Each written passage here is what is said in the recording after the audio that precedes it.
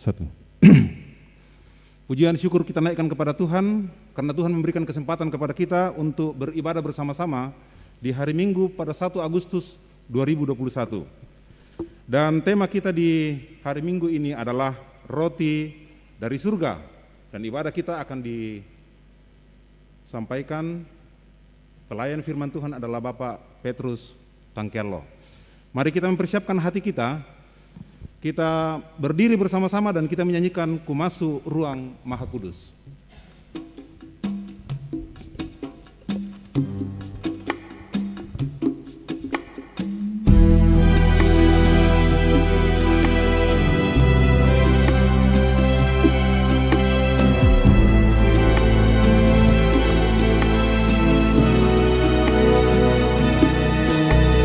Masuk ruang Maha Kudus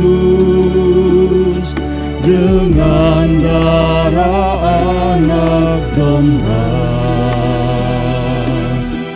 Ku masuk dengan hati tulus, menyembah yang Maha Kuasa.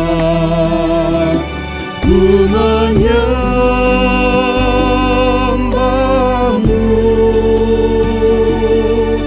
ku sembahmu,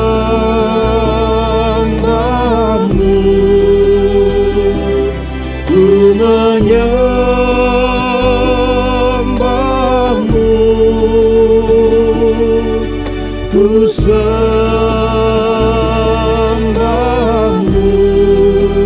sebab namamu kudus,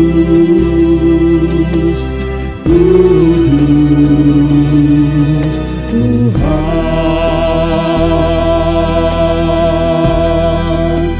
Sebab namamu kudus,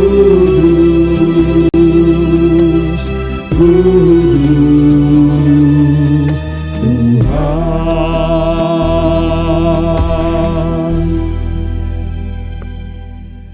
Pertolongan kita adalah dalam nama Tuhan yang menjadikan langit dan bumi. Amin. Salam sejahtera bagi kamu Dan bagimu juga.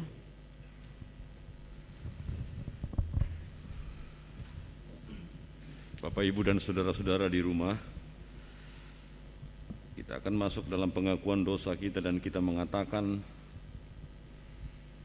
terhadap Engkau saja kami telah berdosa dan melakukan apa yang Kau anggap jahat. Kasihanilah kami ya Allah menurut kasih setiamu.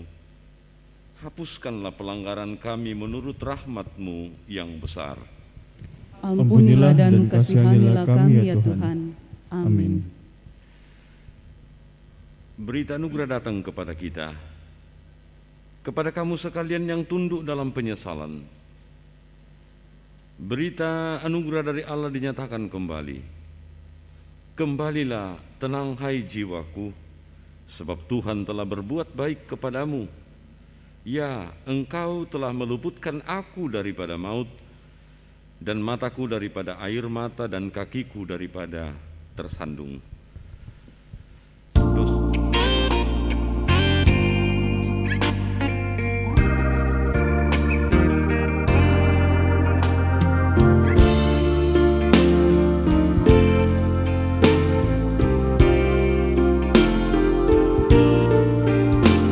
Dosaku ditebusnya di bukit Golgota, darahnya menyucikan diriku yang cemar. Di tata maha mulia ku dinantikannya, dan Dia pun berjanji dekatku selamanya. Ya, tidak pernah, ya, tidak pernah, tak akan ku ditinggalkan, begitu janjinya. Ya, tidak pernah, pernah, tak akan ku ditinggalkan, begitu janjinya.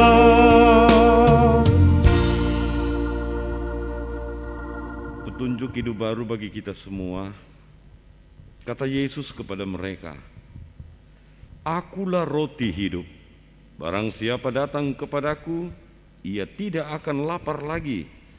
Dan barang siapa percaya kepadaku, ia tidak akan haus lagi." Kita akan membaca Mazmur responsorial dari Mazmur 51 ayat yang pertama sampai dengan ayat yang ke-15. Untuk pemimpin biduan Mazmur dari Daud, ketika Nabi Nathan datang kepadanya setelah ia menghampiri Batsheba. "Kasihanilah aku ya Allah menurut kasih setiamu. Hapuskanlah pelanggaranku menurut rahmat-Mu yang besar. Bersihkanlah aku seluruhnya dari kesalahanku. Dan tahirkanlah aku dari dosaku. Sebab aku sendiri sadar akan pelanggaranku. Aku senantiasa bergumul dengan dosaku. Terhadap engkau sajalah aku telah berdosa. Dan Melakukan apa yang kau anggap jahat. Supaya ternyata engkau adil dalam putusanmu. Bersih dalam penghukumanmu. Sesungguhnya dalam kesalahan aku diperanakkan. dalam dosa aku dikandung ibuku. Sesungguhnya engkau berkenan akan kebenaran dalam batin, Dan dengan diam-diam engkau memberitahukan hikmat kepadaku. bersihkanlah aku daripada dosaku dengan hisop, maka aku menjadi tahir. Basuhlah aku, maka aku menjadi lebih putih dari salju. Biarlah aku mendengar kegirangan dan sukacita. Biarlah tulang yang kau remukkan bersorak-sorak kembali. Sembunyikanlah wajahmu terhadap dosaku. Hapuskanlah segala kesalahanku. Jadikanlah hatiku tahir ya Allah. Dan perbaharilah batinku dengan roh yang teguh. Janganlah membuang aku dari hadapanmu. Dan janganlah mengambil rohmu yang kudus daripadaku. Bangkitkanlah kembali kepadaku kegirangan karena selamat yang daripadamu. Dan lengkapilah aku dengan roh yang rela. Maka aku akan mengajarkan jalanmu kepada orang-orang yang melakukan pelanggaran, Supaya orang-orang berdosa berbalik kepadamu. Mazmur 51 ayat yang ketiga, biarlah kabar baikmu aku dengar.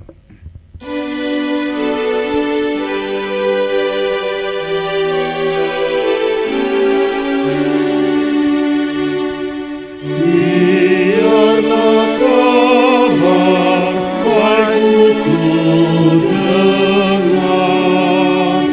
agar kembali dapat ku bernyanyi, karena pembaruan-Mu ku alami. Saat Kau hapus dosa dan jemaat, buatlah rohku rela dan teguh, hingga hatiku bangkit dan bergirang, dan rajin ku ajarkan jalan-Mu pada domba-Mu yang sesat dan hilang.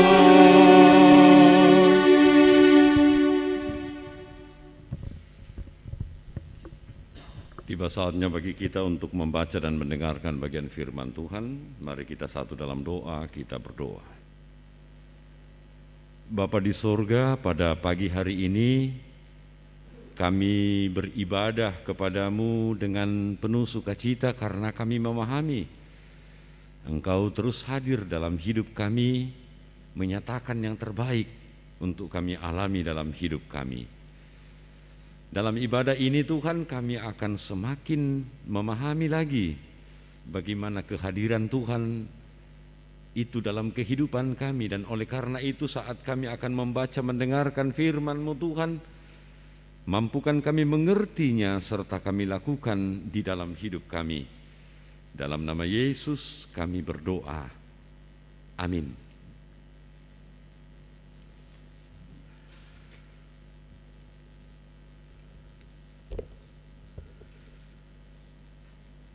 Pembacaan kita yang pertama dari Keluaran 16 ayat 1 hingga ayatnya yang ke-16.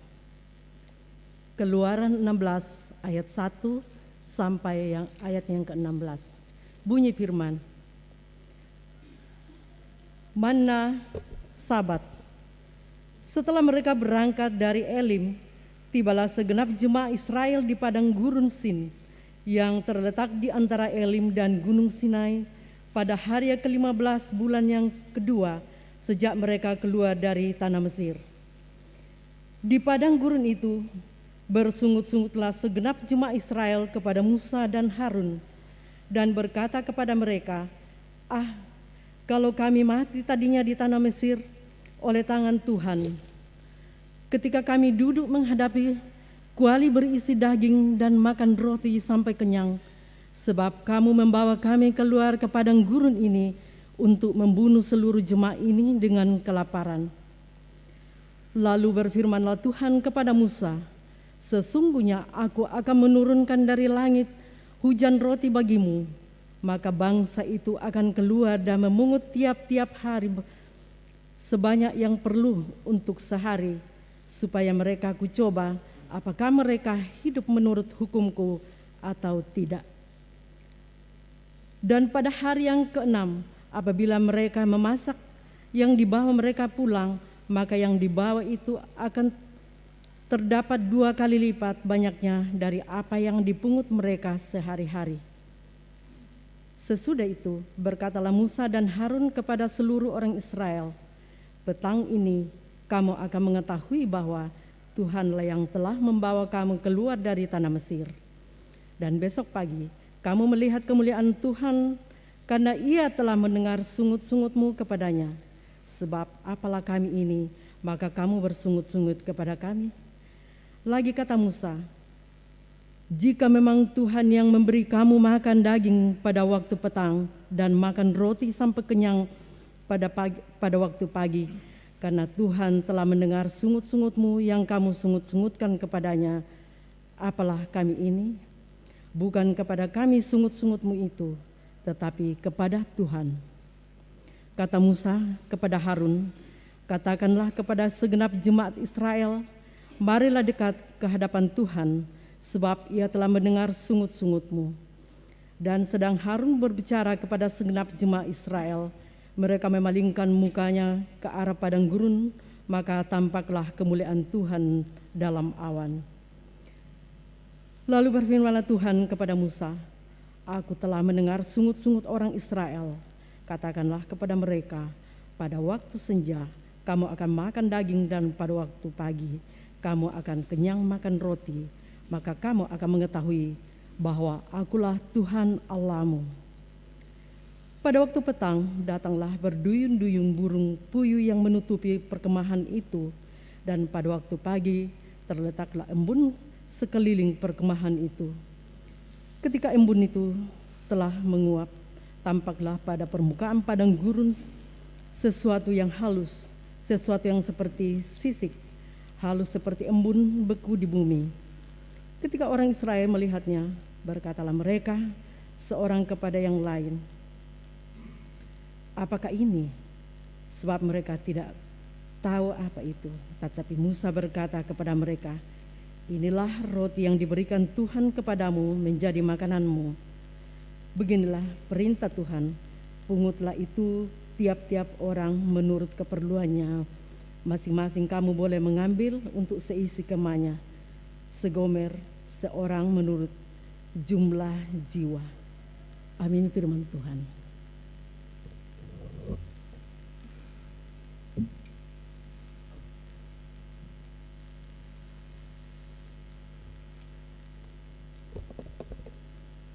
Pembacaan kita yang kedua terpilih dari Efesus 4 ayat 1 sampai 16.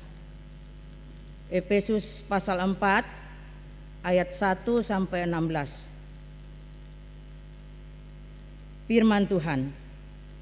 Kesatuan jemaat dalam karunia yang berbeda-beda. Sebab itu, aku menasihatkan kamu, aku orang yang dipenjarakan karena Tuhan, supaya hidupmu sebagai orang-orang yang telah dipanggil berpadanan dengan panggilan itu. Hendaklah kamu selalu rendah hati, lemah lembut, dan sabar. Tunjukkanlah kasihmu dalam hal saling membantu. Dan berusahalah memelihara kesatuan roh oleh ikatan damai sejahtera, satu tubuh dan satu roh, sebagaimana kamu telah dipanggil kepada satu pengharapan yang terkandung dalam panggilanmu, satu Tuhan, satu iman, satu baptisan, satu Allah dan Bapa dari semua, Allah yang di atas semua dan oleh semua dan di dalam semua. Tetapi kepada kita masing-masing telah dianugerahkan kasih karunia menurut ukuran pemberian Kristus. Itulah sebabnya kata Nas, tak kala ia naik ke tempat tinggi, ia membawa tawanan-tawanan, ia memberikan pemberian-pemberian kepada manusia. Bukankah ia telah naik, berarti bahwa ia juga telah turun ke bagian bumi yang paling bawah? Ia telah turun, ia juga yang telah naik jauh lebih tinggi daripada semua langit untuk memenuhkan segala sesuatu.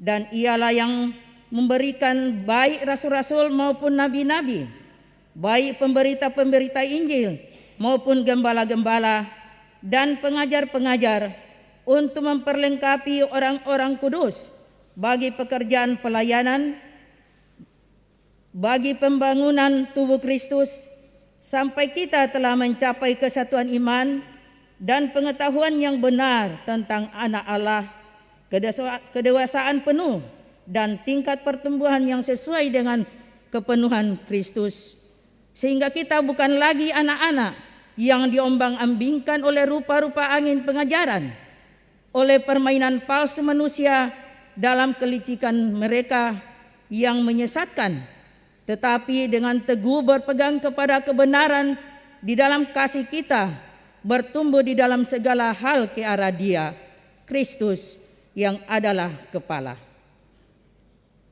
Daripadanya lah seluruh tubuh yang rapi tersusun dan diikat menjadi satu pelayanan, semua bagiannya sesuai dengan kadar pekerjaan tiap-tiap anggota, menerima pertumbuhannya dan membangun dirinya dalam kasih. Amin. Haleluya.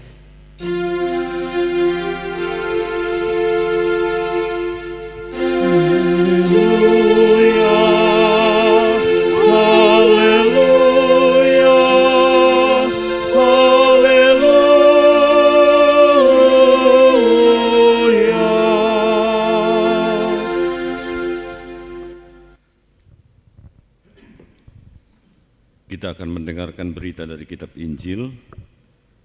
Kitab Injil Yohanes pasal 6 ayat 25 sampai ayat yang ke-40.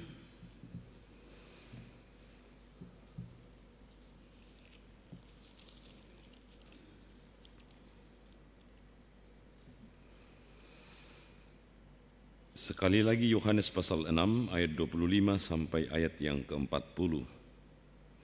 Firman Tuhan demikian. Ketika orang banyak menemukan Yesus di seberang laut itu, mereka berkata kepadanya, "Rabi, bila mana engkau tiba di sini?" Yesus menjawab mereka, "Aku berkata kepadamu, sesungguhnya kamu mencari Aku bukan karena kamu telah melihat tanda-tanda, melainkan karena kamu telah makan roti itu dan kamu kenyang. Bekerjalah, bukan untuk makanan yang akan dapat binasa, melainkan untuk makanan yang bertahan sampai kepada hidup yang kekal, yang akan diberikan Anak Manusia kepadamu, sebab Dialah yang disahkan oleh Bapa, Allah dengan meterainya. Lalu kata mereka kepadanya, apakah yang harus kami perbuat supaya kami mengerjakan pekerjaan yang dikehendaki Allah? Jawab Yesus kepada mereka, inilah pekerjaan yang dikehendaki Allah, yaitu hendaklah kamu percaya kepada Dia yang telah diutus Allah. Maka kata mereka kepadanya, tanda apakah yang engkau perbuat supaya dapat kami melihatnya dan percaya kepadamu? Pekerjaan apakah yang engkau lakukan? Nenek moyang kami telah makan manna di padang gurun, seperti ada tertulis mereka diberinya makan roti dari sorga. Maka kata Yesus kepada mereka, aku berkata kepadamu, sesungguhnya bahkan Musa yang memberikan kamu roti bukan Musa yang memberikan kamu roti dari sorga, melainkan Bapa-Ku yang memberikan kamu roti yang benar dari sorga. Karena roti yang dari Allah ialah roti yang turun dari sorga dan yang memberi hidup kepada dunia. Maka kata mereka kepadanya, Tuhan, berikanlah kami roti itu senantiasa. Kata Yesus kepada mereka, akulah roti hidup. Barang siapa datang kepadaku, ia tidak akan lapar lagi, dan barang siapa percaya kepadaku, ia tidak akan haus lagi. Tetapi aku telah berkata kepadamu, sungguh pun kamu telah melihat aku, kamu tidak percaya. Semua yang diberikan Bapa kepadaku akan datang kepadaku, dan barang siapa datang kepadaku, ia tidak akan kubuang. Sebab aku telah turun dari sorga bukan untuk melakukan kehendakku, tetapi untuk melakukan kehendak Dia yang telah mengutus aku. Dan inilah kehendak Dia yang telah mengutus aku, itu supaya dari semua yang telah diberikannya kepadaku jangan ada yang hilang, tetapi supaya kubangkitkan pada akhir zaman. Sebab inilah kehendak Bapa-Ku, yaitu supaya setiap orang yang melihat Anak dan yang percaya kepadanya beroleh hidup yang kekal, dan supaya aku membangkitkannya pada akhir zaman. Amin. Kure sumanga puang.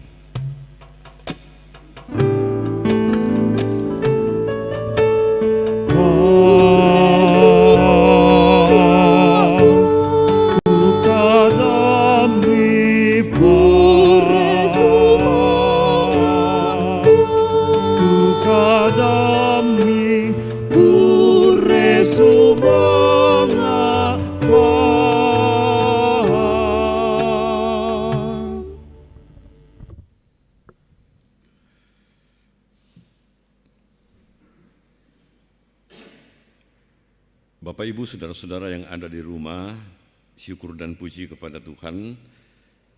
Oleh karena pada hari ini kita bersama-sama dapat beribadah kembali sekalipun melalui live streaming dipancarkan dari gedung gereja di tempat ini.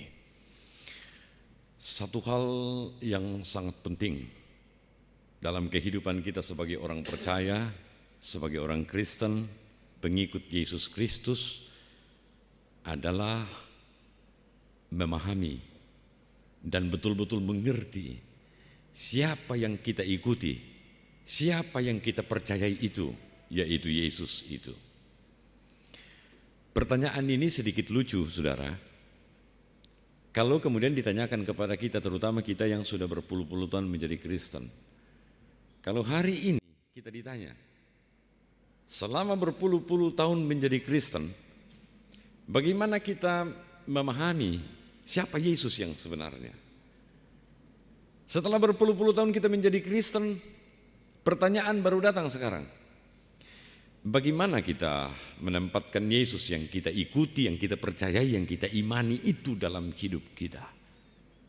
Dari semua hal dalam kehidupan kekristenan kita, itu yang penting, saudara, bukan yang lain. Kalau yang lain itu boleh saja kita melihat kehidupan orang Kristen itu penuh dengan fasilitas dan lain sebagainya, pintar, berhasil dan lain sebagainya, itu bungkus luar saja. Yang paling penting, saudara, adalah ketika kita mengikuti Yesus Kristus, menjadi pengikut yang setia. Sekali lagi, betul-betulkah kita memahami siapa yang kita ikuti itu? Yesus itu. Atau Yesus seperti apa yang kita ikuti dalam kehidupan kita sebagai orang Kristen? Hal ini muncul dalam perikop pembacaan utama kita pada saat ini dari Injil Yohanes pasal 6. Dan menariknya saudara-saudara, sebelum perikop ini, sebelum itu atau sesuai waktu yang kemudian ditetapkan dalam Injil Yohanes pasal 6 ini, sebenarnya hari kemarinnya, Yesus kemarin sebelum perikop ini baru saja melakukan satu mujizat yang luar biasa. Memberikan makan orang sampai kenyang, masih ada sisanya, hanya dengan 5 ketul roti jelai dengan 2 ikan. Itu terjadi kemarin. Hari ini begitu banyak orang yang melihat mujizat itu kemarin dan mujizat-mujizat sebelumnya, penyembuhan, tanda mujizat yang lain dilakukan Yesus termasuk yang hari kemarin itu. Orang-orang yang sama yang berbondong-bondong itu datang lagi dan bertemu dengan Yesus. Ayat 25. Ketika orang banyak menemukan Yesus di seberang laut itu, mereka berkata kepadanya, "Rabi, bila mana engkau tiba di sini? Kok tiba-tiba kita bertemu lagi di sini?" Dan itu kan memang kesenangan mereka, itu kebutuhan mereka, bertemu dengan Yesus lagi di tempat itu. Bagaimana Yesus menanggapi perkataan dalam perjumpaan kembali itu? Ayat 26. Yesus menjawab mereka, "Aku berkata kepadamu, sesungguhnya kamu mencari aku bukan karena kamu telah melihat tanda-tanda, melainkan karena kamu telah makan roti itu dan kamu kenyang." Kaget sekali barangkali ya orang-orang yang bertanya, "Kok kita bisa ketemu lagi di sini ya, Rabi, Tuhan?" Yesus kemudian langsung mengatakan, kamu mengikut aku itu sebenarnya ya, kamu rajin mengikut aku dengan motivasi yang tidak benar. Mengapa? Kamu sudah melihat tanda-tanda, mujizat, penyembuhan dan lain sebagainya. Kamu lihat semua itu. Bukan itu ternyata yang kamu menjadikan motivasi mencari aku, mengikut aku. Saya tahu. Nah, itu perhatian kita juga dalam hidup kita, saudara-saudara. Yesus yang kita ikuti itu tahu betul apa isi hati kita. Kalaupun kita katakan saya orang Kristen yang benar, saya pengikut Yesus Kristus yang luar biasa dan lain sebagainya, tunggu dulu. Yesus tahu betul siapa kita.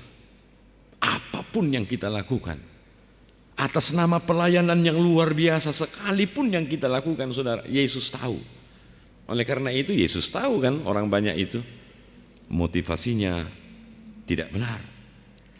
Mereka mengikut Dia, kata Yesus, hanya karena mereka sudah makan dan kenyang. Kebutuhan duniawi mereka sudah terpuaskan. Materi mereka sudah mereka dapatkan. Dan oleh karena itu motivasi seperti itu tidaklah menjadi sesuatu yang benar mengikut Yesus. Ini penting saudara, karena hari-hari ini fenomena seperti ini menjadi bermunculannya dalam kehidupan orang-orang percaya. Mencari Yesus karena ingin sesuatu. Mencari Yesus dan mengikut Yesus karena ingin sembuh dari penyakitnya. Mencari dan mengikut Yesus karena ini, karena itu. Bukan untuk sungguh-sungguh mengenal siapa Yesus itu. Saya bukan orang yang kemudian mengatakan saudara-saudara bahwa mencari Yesus itu kita tidak usah harta, kita tidak usah mendapatkan puji-pujian dan keberhasilan dan lain. Bukan, saudara. Tetapi Yesus sendiri mengatakan kepada orang banyak itu, motivasimu tidak benar. Mengapa? Karena engkau tidak tertuju kepada saya, terfokus kepada saya. Kamu terfokus kepada yang di luar saya, materimu, mujizat-mujizat, tanda-tanda yang dilakukan, itu fokusmu hanya di situ, bukan maknanya mengikut aku. Saudara-saudara, Yesus ingin semua orang yang mengikutinya fokus kepadanya, mengakuinya, mengakui Yesus, apapun yang dilakukan Yesus di dalam kehidupan kita. Sama seperti seorang laki-laki mencari, menginginkan, dan ingin mendapatkan seorang perempuan. Laki-laki itu tidak mencari, mengikuti, dan ingin mendapatkan perempuan itu karena perempuan itu anak orang kaya, dari segi fisik dia cantik luar biasa, dan dia membutuhkan sesuatu pada diri perempuan itu. Itu keliru, saudara. Laki-laki itu supaya benar motivasinya, dia mengabaikan apapun yang ada di luar diri perempuan itu. Karena apa? Dia ingin mendapatkan perempuan itu karena perempuan itu menurutnya baik. Bukan karena kekayaan, bukan karena keberhasilan perempuan. Dan kita lihat sekarang, saudara, begitu banyak rumah tangga yang hancur karena memulai motivasi seperti itu di masa yang lalu ketika mencari pasangan. Banyak sekali sekarang yang hancur karena berbagai hal-hal seperti itu. Nah, kita mulai pemahaman ini dengan firman Tuhan. Mengapa Yesus mengungkapkan dirinya kepada banyak orang supaya orang-orang banyak itu memiliki motivasi yang benar. Lalu kemudian dia mengatakan tentang akulah roti hidup. Kita ingin mendalami, saudara-saudara, mengapa, kalau kita pakai pertanyaan penelitian mengapa, apa, dan bagaimana, apa, mengapa, dan bagaimana maksud saya, apakah roti itu? Sehingga Yesus mengatakan, akulah roti hidup. Lalu mengapa ketika Yesus mengatakan bahwa akulah roti hidup itu, mengapa itu dikatakannya dan apa fungsinya dalam kehidupan pengikut-pengikutnya kalau dia katakan bahwa akulah roti hidup atau roti dari sorga? Lalu pertanyaan penelitian yang ketiga itu bagaimana? Bagaimana kita memaknai ketika Yesus mengatakan akulah roti hidup atau roti dari sorga? Kebetulan sekali roti yang diungkapkan dalam perikop pembacaan kita tadi. Roti bagi orang Palestina atau bagi orang Israel zaman Yesus adalah kebutuhan utama. Saya juga bertanya-tanya, mengapa Yesus itu kan yang kemarinnya itu ketika Yesus melakukan tanda mujizat itu kan 5 ketul roti jelai dan 2 ikan. Mengapa Yesus mengatakan satu bagian saja, akulah roti hidup? Mengapa bukan akulah ikan hidup? Sekali lagi saudara, ini penting, kritis ini kita. Roti adalah kebutuhan utama, ikan adalah kebutuhan tambahan. Dan itu penting, Yesus ingin menfokuskan kita kepada kebutuhan utama, bukan pelengkap. Nah, sekarang kan logikanya terbalik-balik, saudara-saudara. Kehidupan orang percaya seringkali membolak-balik sehingga kita sudah tidak tahu mana kebutuhan utama kita, mana kebutuhan yang tidak terlalu penting, perlengkapan saja. Kehidupan kekristenan kita itu, saudara-saudara, seakan-akan perlengkapannya, tambahannya itu yang penting, plus-plusnya itu yang penting, padahal harusnya yang paling utama. Dan Yesus menyoroti ini sampai sedalam-dalamnya. Kebutuhan kita mengikut Yesus itu apa? Kebutuhan makanan kita yang betul-betul sehari-hari itu apa? Saudara-saudara, saya kembali tadi kepada kehidupan fenomena yang muncul dalam kehidupan kekristenan hari-hari ini. Banyak kita yang tidak tahu memisahkan, membedakan antara kebutuhan utama kita, kebutuhan rohani utama kita dengan perlengkapan-perlengkapan saja atau kebutuhan-kebutuhan tambahan saja yang tidak terlalu penting. Saudara-saudara, misalnya katakanlah begini, saya ambil contoh, orang menfokuskan dirinya kepada mencari dan mendapatkan materi. Sekali lagi, bukan karena materi tidak penting sebagai orang Kristen, ya bukan. Tapi orang fokus kepada materi. Orang fokus kepada mengejar dan mendapatkan jabatan yang membuat dia terkenal, dipuja-puji orang dan lain sebagainya. Saya sangat ragu, saudara-saudara, sebagai pengikut Yesus Kristus, kalau kebutuhan-kebutuhan yang tidak terlalu penting itu atau kebutuhan tambahan itu yang sudah menjadi lebih besar dalam kehidupan kita, saya takutnya kita akan kehilangan, resiko besar kita akan kehilangan Yesus dalam hidup kita. Karena apa? Yesus sudah menggantikan akan sesuatu yang kita kejar itu. Bisa sekali, saudara.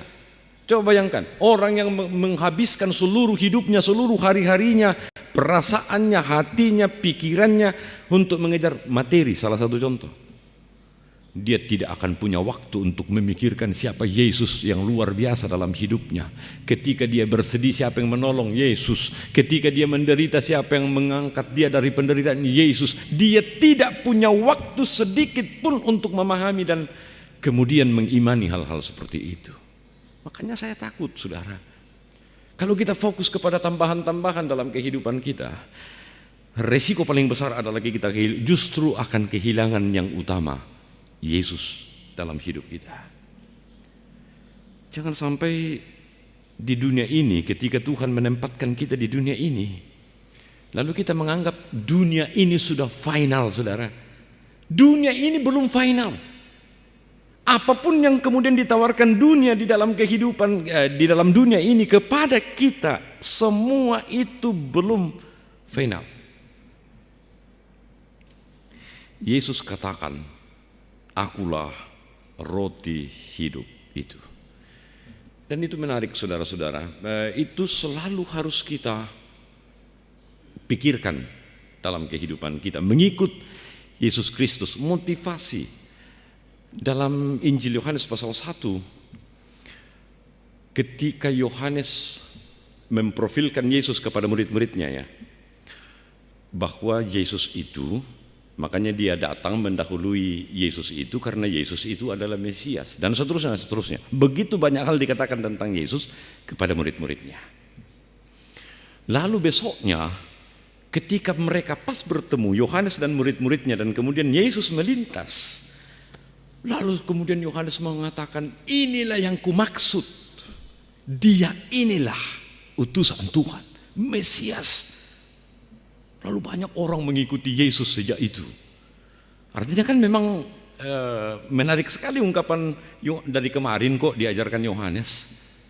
Lalu tiba-tiba hari ini mereka bertemu dengan Yesus. Mereka mengikut Yesus. Dan coba bayangkan, Yesus, perkataan Yesus yang pertama kepada orang-orang yang mengikutinya saat itu dalam Yohanes pasal 1 ayat 38, apa yang kamu cari? Apa yang kamu cari? Saudara-saudara, kalau bisa kita katakan kepada diri kita sekarang, Yesus mengatakan kepada kita, apa yang kamu cari mengikut aku? Keterkenalan, materi dan lain sebagainya. Jangan harap Yesus akan meninggalkan kita kalau seperti itu saja. Nah, saudara-saudara, ayat 28 kita baca bersama. Lalu kata mereka kepadanya, apakah yang harus kami perbuat supaya kami mengerjakan pekerjaan yang dikehendaki Allah? Jadi ketika Yesus sudah menjelaskan bahwa dia adalah roti hidup dan semua harus ditinggalkan untuk kemudian fokus kepadanya, maka perkataan orang-orang saat itu kepada Yesus yang paling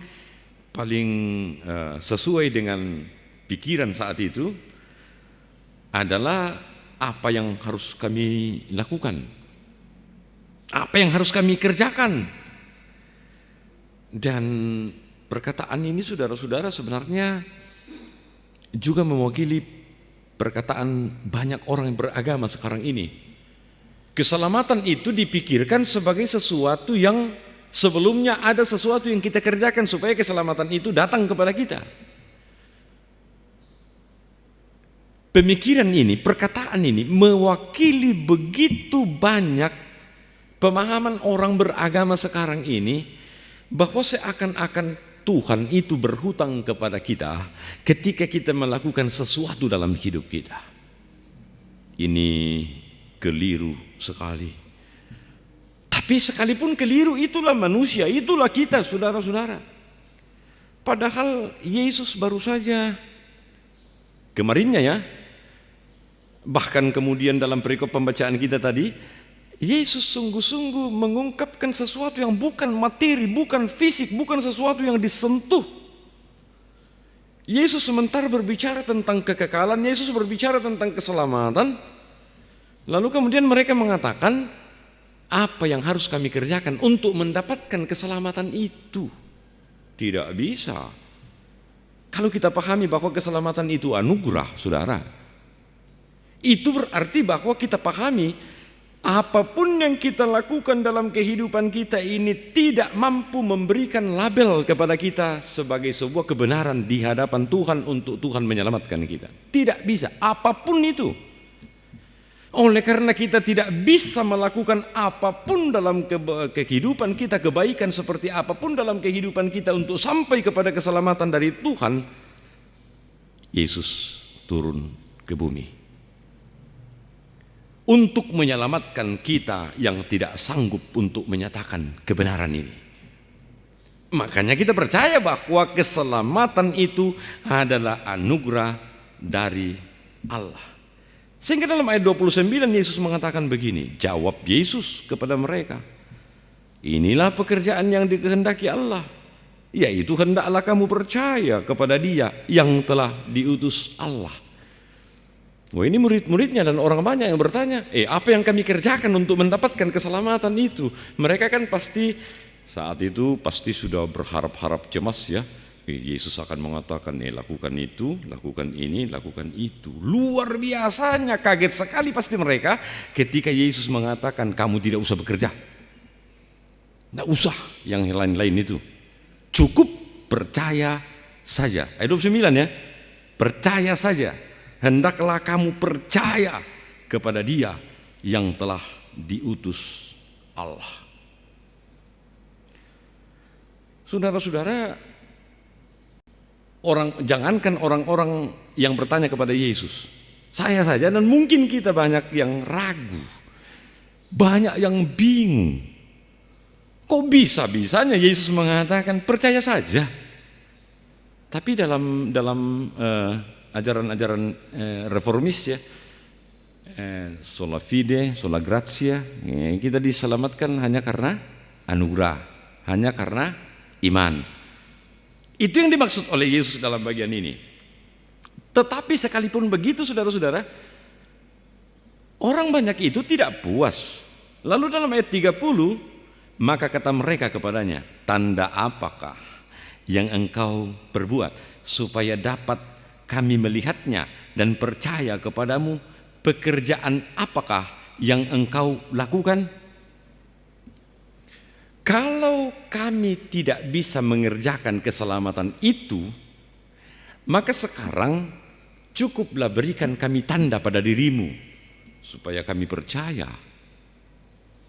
Lalu kemudian pembicaraan berikutnya mengatakan begini, ayat 32, maka kata Yesus kepada mereka, aku berkata kepadamu sesungguhnya, ayat 31 maksud saya, nenek moyang kami telah makan manna di padang gurun, seperti ada tertulis, mereka diberinya makan roti dari surga.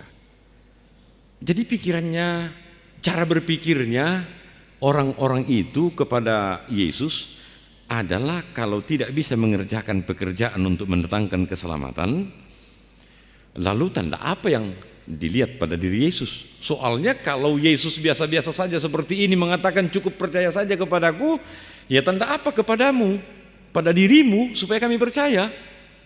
Soalnya kalau seperti ini saja, nenek moyang kami luar biasa di masa yang lalu.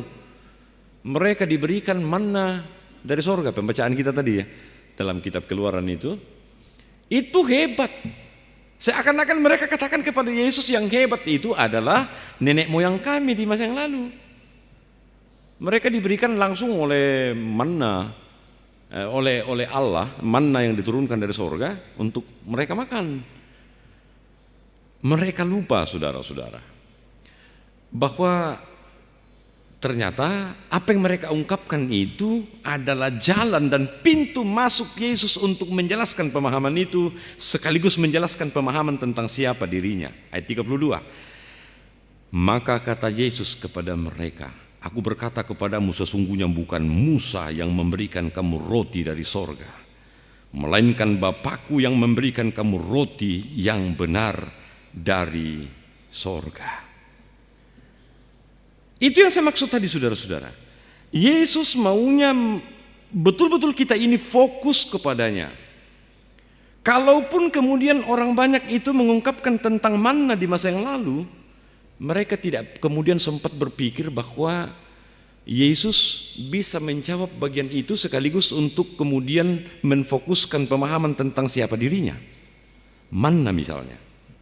Manna dalam perikop pembacaan kita tadi yang kita baca itu dikatakan begini, manna itu munculnya hanya pada pagi-pagi hari ya, sesudah embun atau kabut itu hilang, lalu adalah manna itu. Mereka makan kenyang dengan itu memang, saudara. Tapi ingat, manna itu tidak akan dapat bertahan berhari-hari. Cukuplah hari itu.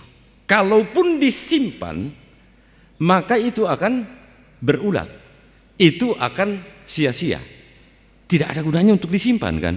Manna itu sekalipun itu datang dari sorga, saudara, manna itu menurut Yesus dalam pemahaman ayat tadi, manna tetap memiliki sifat sementara.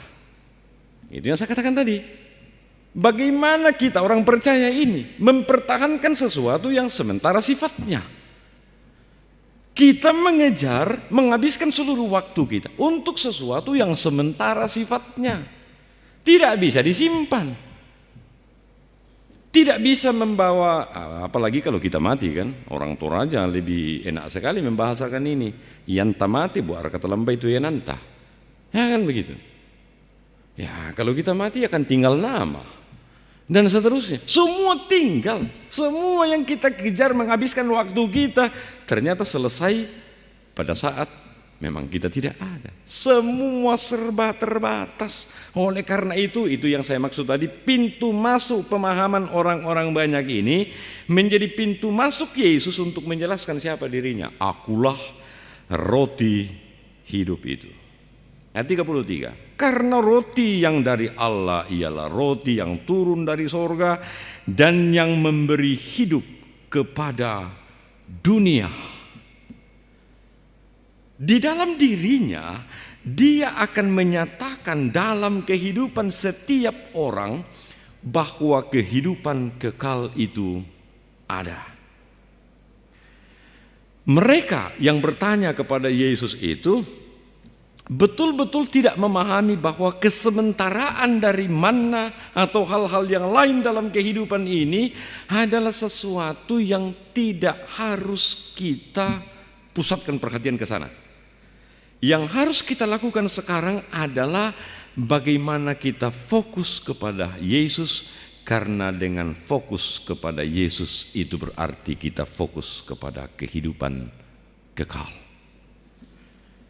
Roti hidup, roti dari sorga, kita bisa definisikan sebagai roti atau makanan yang kekal, keselamatan yang kekal. Hanya saja saudara-saudara memang perlu jelas juga Karena ternyata banyak orang yang masih salah paham ketika kita berbicara tentang hidup kekal.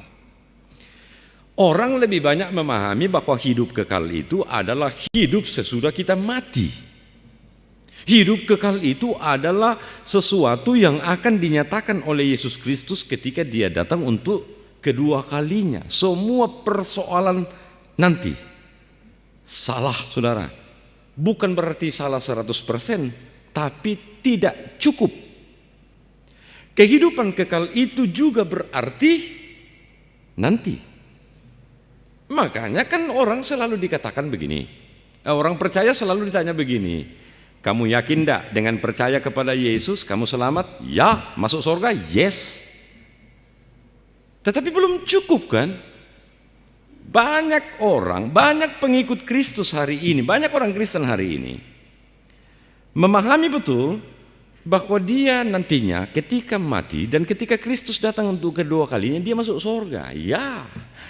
Tetapi kalau kita lihat hidup sehari-harinya penuh dengan sungut-sungut, penuh dengan permasalahan, penuh dengan hal-hal yang tidak mencerminkan kehidupan kekekalan yang akan dia terima nanti itu. Hidup kekal itu saudara-saudara kita miliki saat kita mengaku Yesus Kristus itulah Tuhan dan Juru Selamat kita. Sejak saat itu efek atau akibat dari hidup kekal itu kita rasakan. Oleh karena itu orang percaya selalu diarahkan untuk menjalani kehidupannya secara baik. Orang-orang yang memahami dan mengimani bahwa dia memiliki hidup yang kekal itu pasti dapat berdamai dengan Allah. Dan karena dia berdamai dengan Allah, diperdamaikan dengan Allah di dalam diri Yesus Kristus, dia pasti berdamai dengan sesamanya. Berdamai dengan dirinya dan berdamai dengan sesamanya. Saya tidak akan pernah percaya saudara-saudara kalau dikatakan bahwa kita ini memiliki hidup yang kekal tetapi dalam kehidupan kita selalu berseteru dengan orang.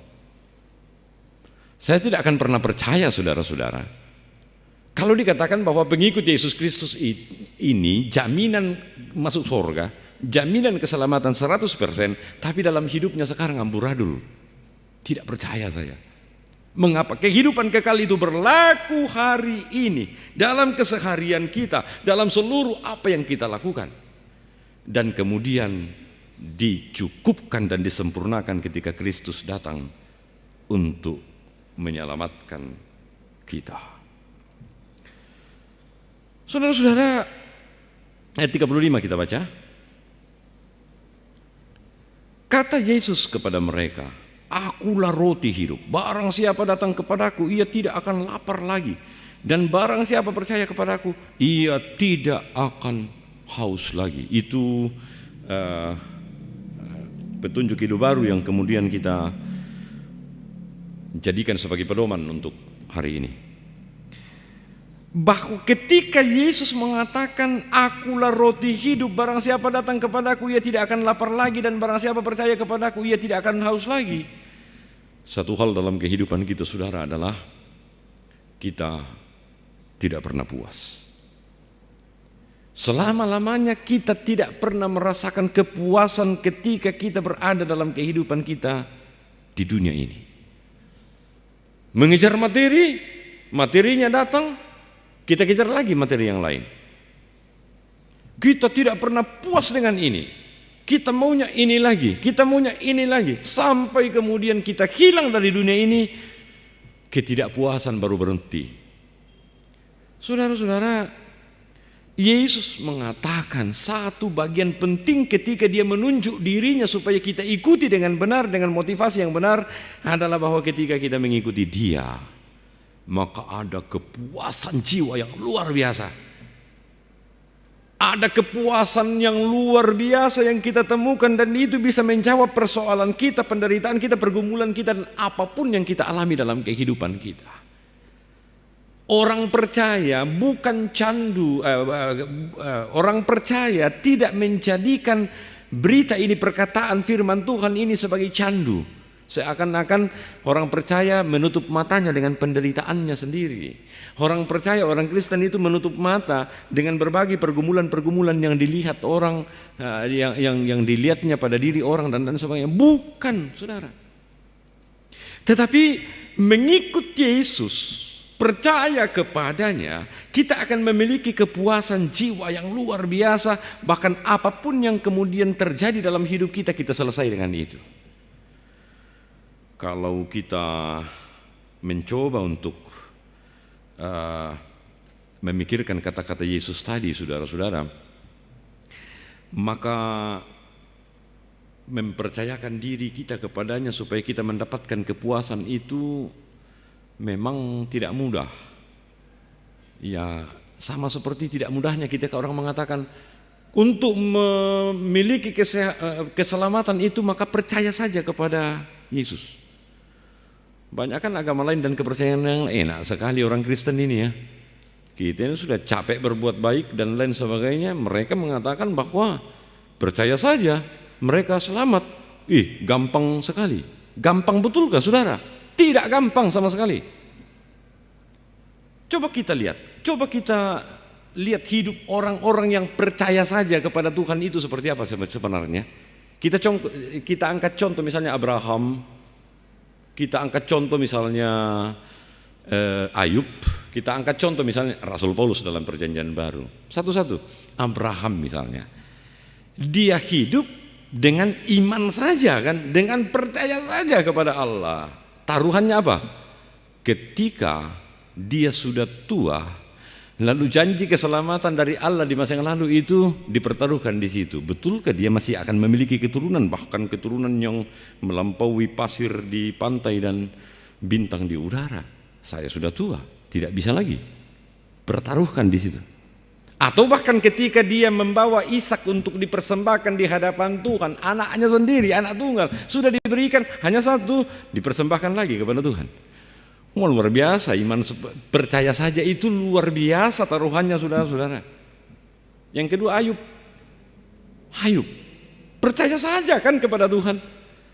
Dia mau sakit, penyakitnya tidak pernah dialami oleh orang dan lain sebagainya.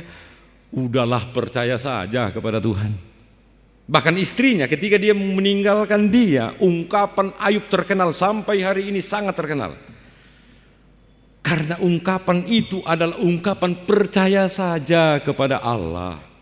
Istrinya datang dengan pikirannya, tidak mungkin, tinggalkan saja Allah yang seperti itu. Masa engkau setia kepadanya, masa engkau percaya saja kepadanya, engkau sakit. Kita banyak masalah dalam rumah tangga kita dan lain sebagainya. Ungkapan Ayub apa? Masa engkau mau menerima yang manis-manisnya saja dari Tuhan sementara yang pahitnya kau tolak? Itu bukan iman yang percaya saja kepada Tuhan. Itu kan Ayub ya saudara. Rasul Paulus, wah imannya yang percaya saja kepada Tuhan itu taruhannya besar sekali dalam hidupnya. Bukan berarti kita tidak mengerjakan sesuatu, ini taruhannya lebih dari sekedar bekerja saudara. Rasul Paulus misalnya, dia membiayai seluruh pelayanan pekabaran Injilnya saat itu. Kemanapun dia pergi, dia hanya bertemu dengan ancaman mau dipenjara, mau dibunuh dan lain sebagainya. Kalau kita orang biasa bertanya begini, Rasul Paulus ini, bisa saja Rasul Paulus kemudian seandainya kita seperti orang biasa, Rasul Paulus itu dia bisa saja mengatakan begini, aduh kepercayaan seperti apa sih yang saya jalani ini?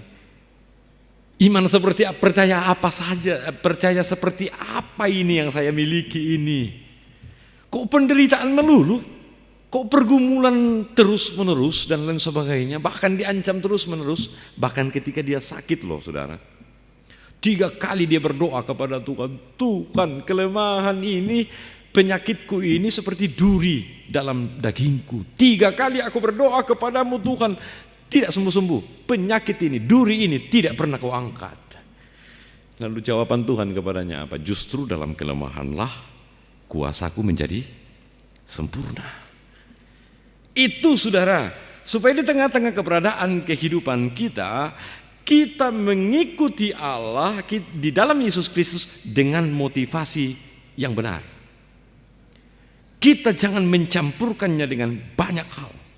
termasuk dalam ayat yang ke-39 sampai ayat 40, ayat terakhir tadi, dan inilah kehendak Dia yang telah mengutus aku, yaitu supaya dari semua yang telah diberikannya kepadaku, jangan ada yang hilang, tetapi supaya aku bangkitkan pada akhir zaman. Ayat 40 pengulangan dari ayat 39. Artinya apa, saudara? Hari ini kita diperhadapkan dengan berbagai pergumulan yang sangat besar. Bukan berarti di masa yang lalu tidak ada pergumulan yang sangat besar seperti ini, dan mungkin ke depan juga akan juga terjadi yang seperti ini. Tapi hari ini saya ingin mengatakan begini, janji Yesus bagi kita benar dan amin, bahwa sekalipun di zaman sekarang ini banyak orang berkata seperti sekarang, iman kita itu harus kita pertanyakan loh sekarang. Banyak orang mati karena virus ini, banyak pergumulan, banyak orang tidak punya pekerjaan, banyak orang menjadi miskin, termasuk orang Kristen, termasuk orang yang setia kepada Tuhan. Sampai hari ini saya ingin mengatakan begini, ayat 39, ayat 40, 2 kali Yesus mengulang ini. Siapa yang datang kepadaku, mengikut aku dengan setia, mereka tidak akan pernah hilang. Kehilangan kita sekarang apa, saudara? Kita seringkali memahami kehilangan kita itu mati sia-sia. Kehilangan kita itu sekarang kita berkorban sia-sia. Itu paling tidak kita pahami. Tetapi Yesus ingin mengatakan, siapa yang mengikut aku, lalu kemudian percaya kepadaku, setia dalam hidup mereka, mereka tidak akan pernah hilang. Aku akan menjaga terus mereka sampai akhir zaman. Dan itu terbukti di dalam kuasa Roh Kudus, Dia menjaga kita. Seberat apapun pergumulan kita hari ini, Dia menjaga kita, saudara. Bahkan peristiwa kematian itu pun ketika datang kepada kita, kebangkitan di akhir zaman menjadi bagian kita. Jadi tidak ada bagian kita yang kosong, saudara. Tidak ada bagian kehidupan kita yang tidak dibersama-samai oleh Yesus di dalam kuasanya. Oleh karena itu, ke depan mari kita menjalani kehidupan dengan sungguh lebih baik, lebih setia lagi kepada Tuhan. Karena apa? Kita memahami bahwa yang kita ikuti, yaitu Yesus dalam hidup ini, adalah Dia yang telah diperkenankan oleh Allah menjadi keselamatan bagi kita. Segala sesuatu yang kita lakukan dan kita jalani dalam kehidupan ini harusnya selalu sejajar dengan pengakuan iman kita bahwa Dia sungguh mengasihi kita. Amin.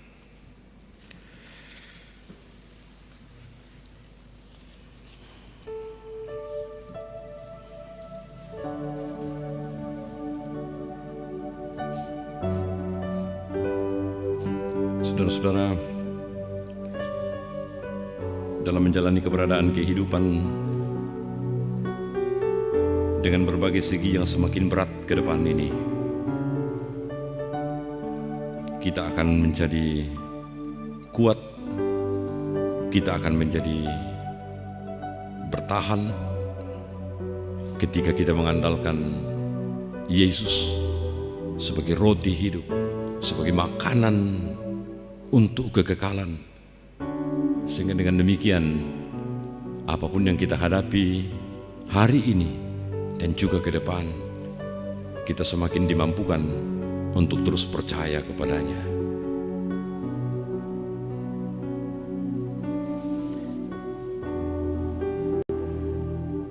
Saudara-saudara, mari kita mengucapkan doa yang diajarkan Yesus bagi kita, doa Bapa kami. Bapa kami yang di sorga, dikuduskanlah namamu, datanglah kerajaanmu, jadilah kehendak-mu di bumi seperti di sorga. Berikanlah kami pada hari ini makanan kami yang secukupnya, dan ampunilah kami akan kesalahan kami, seperti kami juga mengampuni orang yang bersalah kepada kami. Dan jangan bawa kami ke dalam pencobaan, tapi lepaskanlah kami daripada yang jahat, karena Engkau yang mempunyai kerajaan dan kuasa dan kemuliaan sampai selama-lamanya. Amin. NKB 119.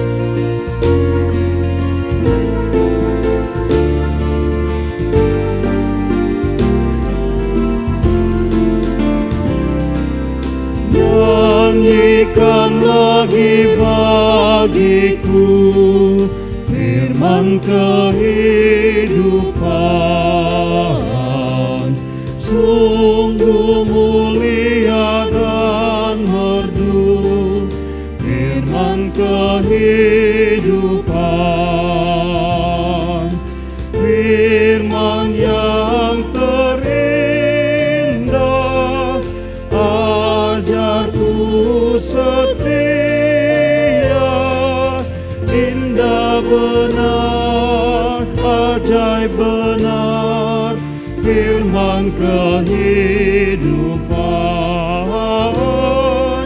indah benar, ajaib benar, firman kehidupan.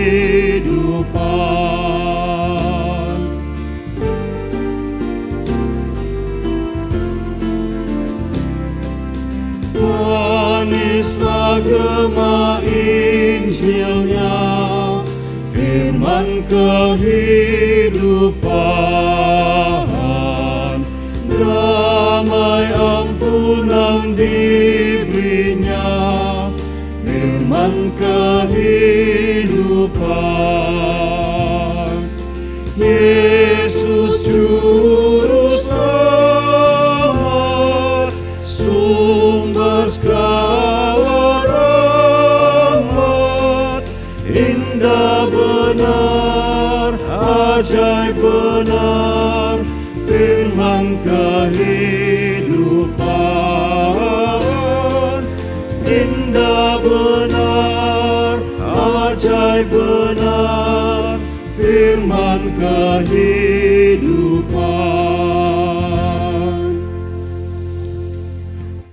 Bersama dengan seluruh orang percaya di segala tempat dan di segala zaman atau segala waktu, kita akan mengucapkan pengakuan iman kita, dan hari ini dalam rumusan pengakuan iman rasuli yang berbunyi sebagai berikut. Aku percaya kepada Allah, Bapa yang Maha Kuasa, Khalik langit dan bumi, dan kepada Yesus Kristus, anaknya yang tunggal Tuhan kita, yang dikandung daripada Roh Kudus, lahir dari anak darah Maria, yang menderita di bawah pemerintahan Pontius Pilatus, disalibkan, mati dan dikuburkan, turun ke dalam kerajaan maut. Pada hari yang ketiga, bangkit pula dari antara orang mati, naik ke sorga, duduk di sebelah kanan Allah, Bapa yang Maha Kuasa, dan akan datang dari sana untuk menghakimi orang yang hidup dan yang mati. Aku percaya kepada Roh Kudus, gereja yang kudus dan am, persekutuan orang kudus, pengampunan dosa, kebangkitan daging, dan hidup yang kekal. Amin.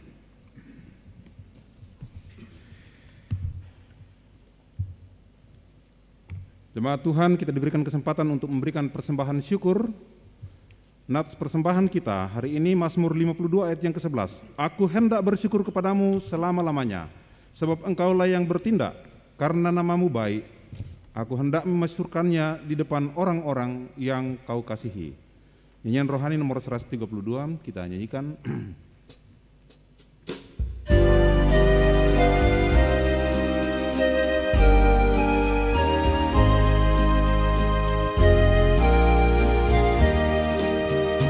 Ya Tuhan, murah-Mu Bapa di sorga dan di dunia, berlimpahlah anugerah yang Kau beri.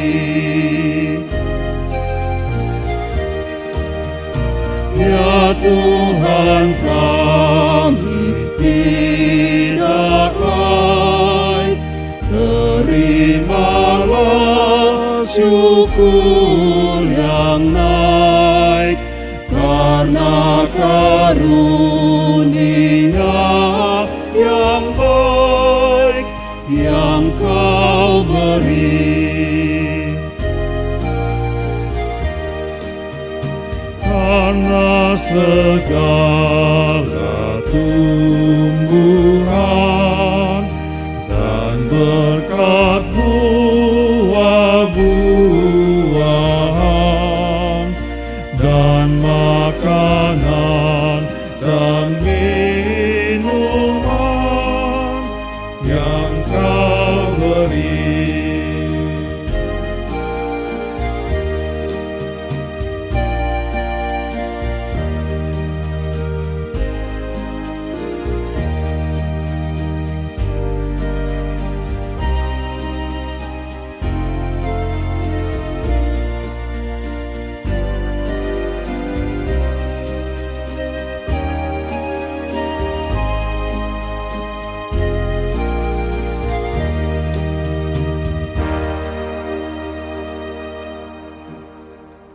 Saudara-saudara, kita akan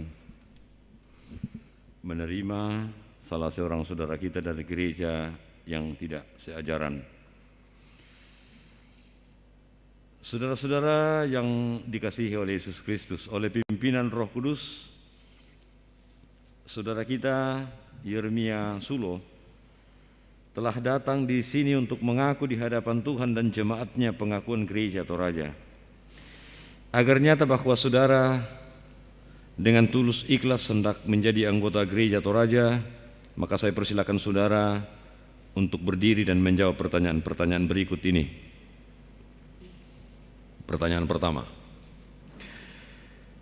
percayakah engkau dengan sungguh bahwa Tuhan sudah mengadakan perjanjian dengan orang-orang dewasa dan dengan anak-anak, sehingga walaupun anak-anak belum mengetahui arti baptisan kudus, mereka tidak boleh dihalangi untuk menerima tanda materai anugerah Tuhan itu? Apakah engkau, Yeremia Sulo, percaya?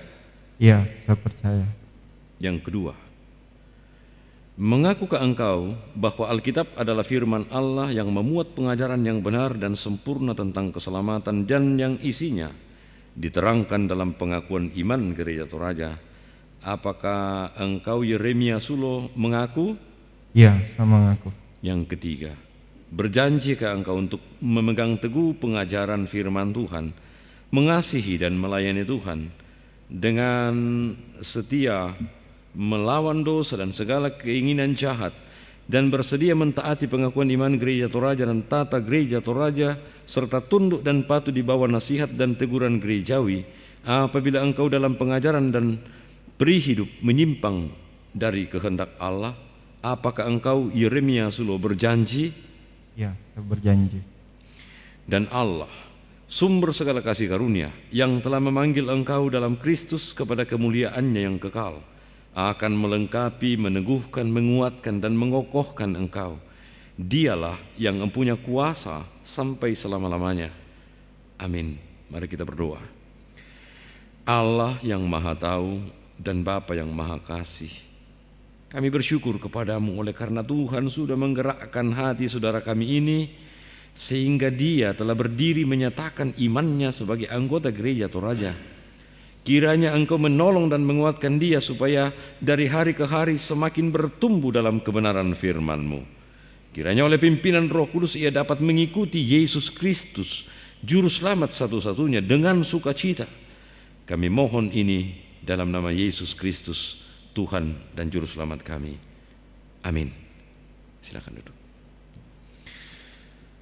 Bapak, Ibu, dan saudara-saudara, biarlah dalam kebersamaan dan persekutuan kita ke depan, kita semakin saling menopang satu dengan yang lain, bahkan termasuk dengan Yeremia Sulo mulai dari hari ini. Kita akan masuk dalam doa syafaat dan penekanan yang lain dalam tambahan orang sakit yang akan kita doakan, yaitu Oma Marta Batik, Bapak Peter Pakan, Bapak Sutrisno dan anak Jiro Sutrisno di rumah, Nyonya Sria Rante Padang, Oma Yusuf Dengan, orang tua Bapak Christian Kadang. Mari kita berdoa. Terima kasih Tuhan atas anugerah kasih-Mu dalam hidup kami. Kami telah mendengarkan firman-Mu, mampukan kami melakukannya di sepanjang hidup kami. Tuhan, hari-hari ini ada begitu banyak peristiwa yang terjadi di sekitar kami. Ada begitu banyak kejadian yang kadangkala memberi kesempatan kepada kami untuk lebih berpikir lagi bagaimana sebenarnya iman, bagaimana sebenarnya kami berharap kepada Tuhan, bagaimana kami memaknai kehadiran Tuhan itu dalam hidup kami, selain daripada kami bergumul seperti sekarang ini. Tuhan, kuatkan kami terus, buat kami percaya bahwa keselamatan itu telah dinyatakan dari Allah di dalam diri Yesus Kristus bagi kami. Dan dengan demikian, di tengah-tengah menjalani seluruh keberadaan kehidupan kami di dunia ini, kami terus ingat bahwa kami adalah anak-anak Tuhan dan kami adalah orang-orang yang telah dibekali dengan kehidupan kekal yang terus kami jalani di kehidupan kami di dunia ini maupun nantinya ketika Kristus datang untuk kedua kalinya. Berdoa mendoakan jemaat-Mu di tempat ini Tuhan, terlebih yang sakit, baik yang setiap hari kami doakan maupun tambahannya pada saat ini, maupun yang tidak sempat kami sebutkan namanya. Berkati, kasihi, buat mereka percaya Tuhan bahwa sekalipun hari-hari ini mereka sakit, belum ada tanda-tanda untuk sembuh, tetapi mereka adalah pengikut Yesus Kristus yang setia. Mereka mengikut Engkau sama seperti kami mengikut Engkau Tuhan, bukan untuk menyenangkan hati kami atau bahkan situasi kehidupan kami menjadi hal yang harusnya kami inginkan untuk terjadi di dalamnya, tetapi apapun yang kami alami, kami tetap harus berpegang teguh kepada apa yang Kristus Yesus lakukan bagi kami, dan kami sungguh beriman kepadamu Bapa. Bapa di sorga, kami juga mau bersyukur untuk kesempatan membawa tanda ungkapan syukur saat ini. Berkati sehingga dapat dipergunakan dengan baik di tengah-tengah pelayanan di dalam jemaat-Mu yang berduka cita, yang bergumul, yang menghadapi persoalan-persoalan yang lain yang berat dalam hidup kami Tuhan. Biarlah Tuhan juga berkenan untuk menopang dan menolong kami semua. Pemerintah bangsa dan negara kami doakan, situasi yang terjadi sekarang, bahkan penyebaran virus yang masih terjadi sampai hari ini, segala upaya yang dilakukan untuk itu, kiranya Tuhan berkenan menolong dan menopang kami semua. Di masa-masa di mana kami belum melihat tanda-tanda perubahan dari masalah-masalah yang kami hadapi sekarang Tuhan, izinkan kami untuk terus percaya kepadamu bahwa Engkau sanggup melakukan segala sesuatu sesuai dengan rencanamu sendiri. Berkati kami terus dalam menjalani hari hidup kami Bapa, ampuni salah dosa kami, terima kami berdoanya di dalam nama Yesus Tuhan dan Juru Selamat kami yang hidup.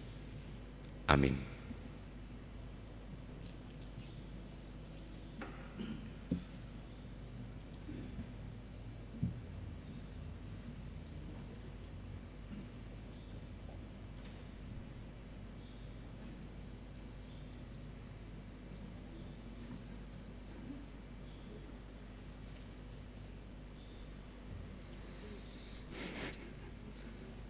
Baik, penekanan warta.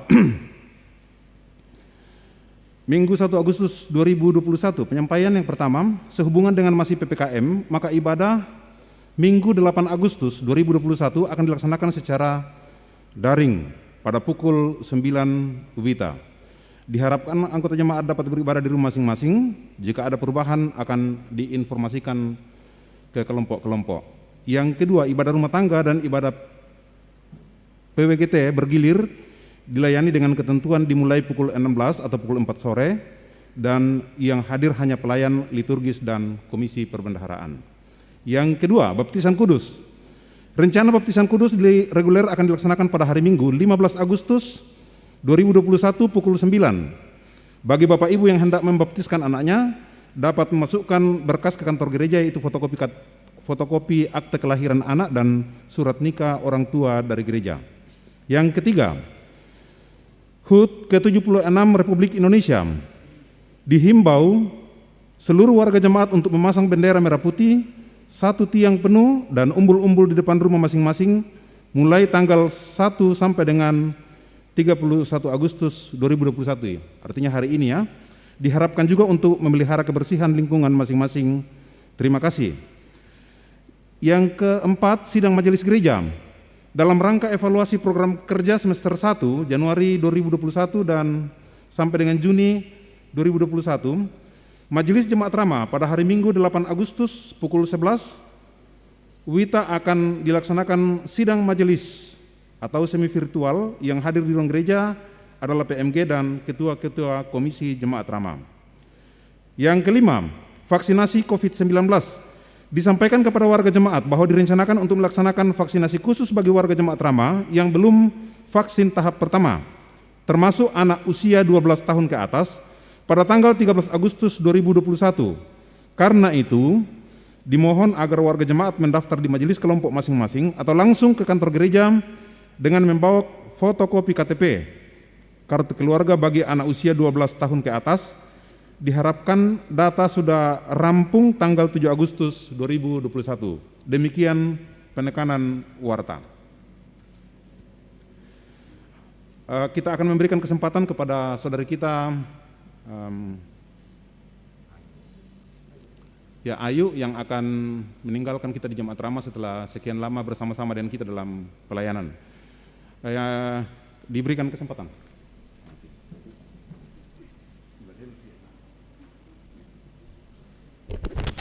Iya, shalom. Ya, saya mohon izin untuk buka masker.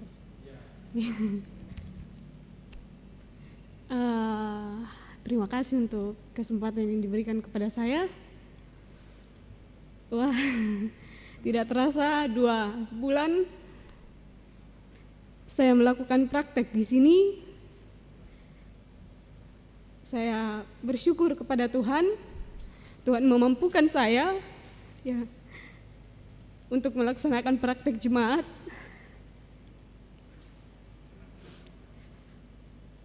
Saya mengucapkan terima kasih banyak untuk Bapak Ibu Pendeta, Bapak Pendeta Agus yang sudah menerima saya di pastori, membimbing saya sebagai orang tua saya selama 2 bulan,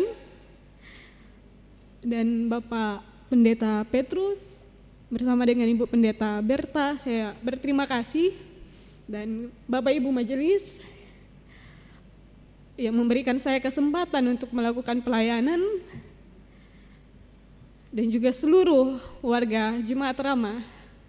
Ya, saya tidak bisa kasih apa-apa, saya cuma bisa kasih ungkapan terima kasih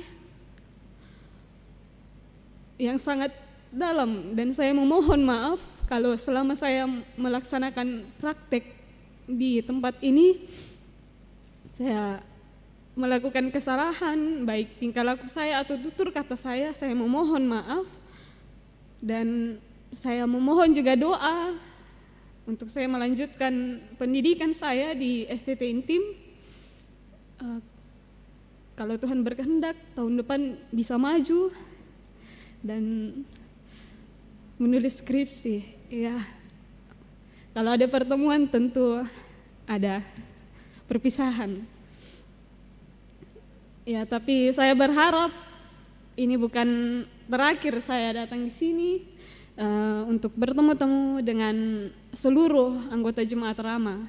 Ya, tapi saya berharap kedepannya bisa bertemu lagi, dan ya semoga Tuhan memberkati pembangunan yang sementara berlangsung, dan semoga pandemi boleh cepat berlalu. Ya. 2 bulan yang lalu saya berdiri di sini untuk memperkenalkan, dan pada hari ini saya berdiri dengan tujuan yang berbeda, mengucapkan salam perpisahan. Kiranya Jemaat Rahmah tetap diberkati Tuhan, dan itu yang bisa saya sampaikan. Saya ada kenang-kenangan untuk jemaat di sini. Saya memohon kesediaan salah seorang majelis untuk menerima.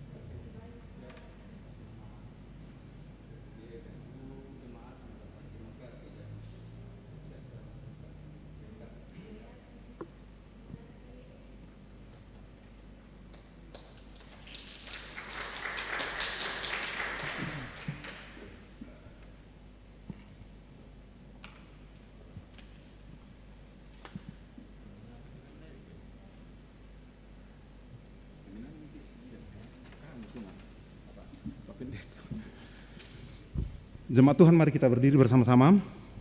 Kita nyanyikan nyanyian rohani nomor 131 ayat pertama dan kedua.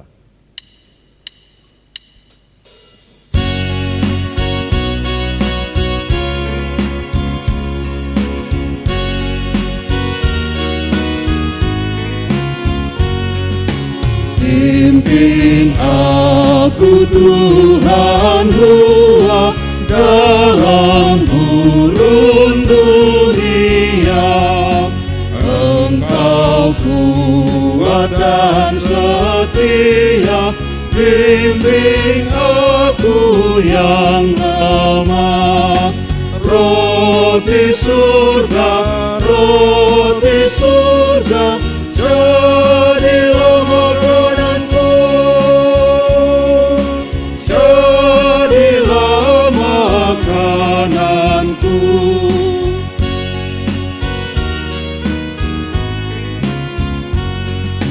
Buka sumber air hidup, penyembuhan jiwaku, dan berjalanlah di muka dengan tiang awanmu.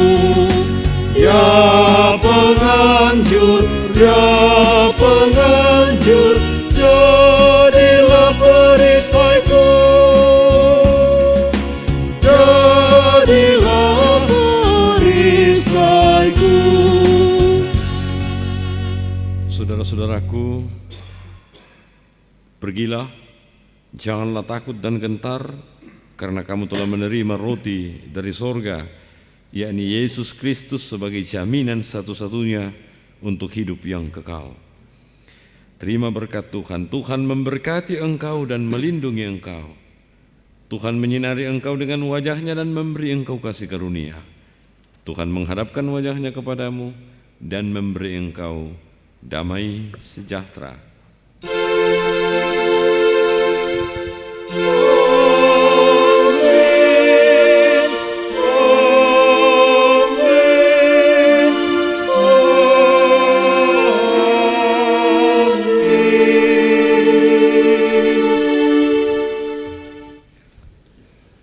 Demikianlah ibadah kita pada hari Minggu 1 Agustus 2021. Semoga kita semua jemaat Tuhan tetap saling mendoakan satu dengan yang lain, dan salam sehat, dan mari kita tetap mempercayakan kehidupan kita kepada Tuhan. Kita nyanyikan Kidung Jemaat nomor 370, Ku Mau Berjalan Dengan Juru Selamatku.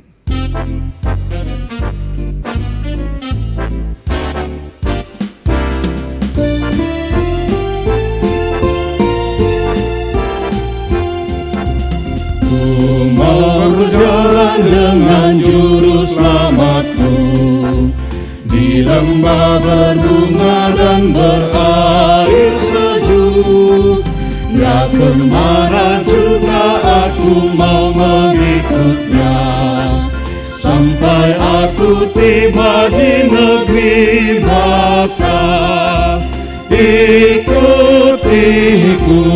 Ikut Tuhan Yesus, ku tetap mendengar dan mengikutnya.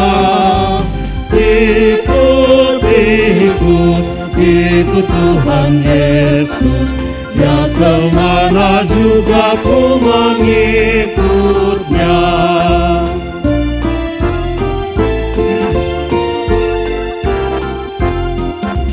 Bersama juru selamat hatiku teduh, di lembah dan bukit yang perlu ku tempuh.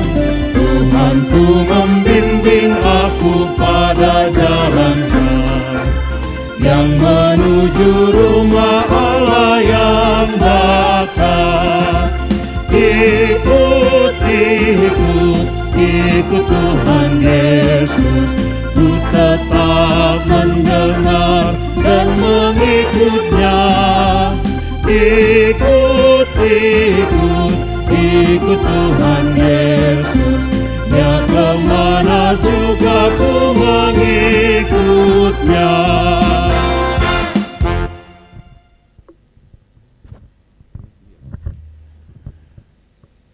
Bapak, Ibu, dan saudara-saudara yang ada di rumah, hari ini kita sungguh-sungguh dapat bersuka cita.